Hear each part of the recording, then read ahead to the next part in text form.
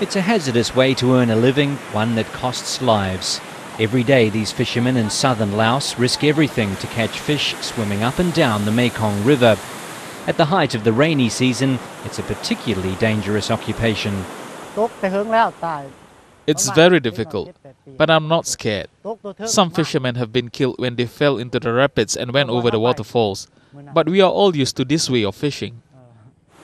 At this time of the year, everyone's help is needed, and Pansan is now passing on what he knows to his son.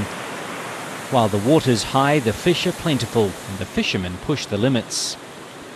Well, this is an example of how the environment has taken away someone's ability to catch food and perhaps earn a bit of money. We've had substantial rain over the last 24 hours, and the Mekong River has risen substantially. These fishermen have to wait several weeks for the water level to drop and make repairs. 30% of the population of Laos has insufficient food for more than 6 months of the year. It's one of the poorest nations in the world and is welcoming foreign investment and land ownership. The problem is land development often means food supply is sacrificed. Like this suburban wetland in the capital Vientiane, which has allegedly been sold to a Chinese group. And as Laos tries to pull itself out of poverty, the negative impacts of the developments may only get worse. I mean, they are affecting the way that people live, and they're affecting the way that people have access to food, obtain food to feed themselves and their families. There is certainly no shortage of rice in Laos, but the challenge is getting it from the areas where it's grown to the more remote parts of the country, where every second child is malnourished.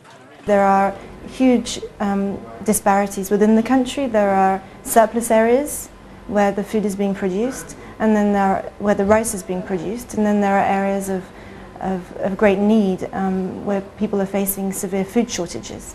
And it's not a country where the markets are necessarily very free, and so the redistribution isn't happening naturally. The Lao government says it's determined to improve the lives of its people by attracting foreign money. But in a country where simply putting food on the table is a daily challenge for many, that foreign investment may hinder more than help.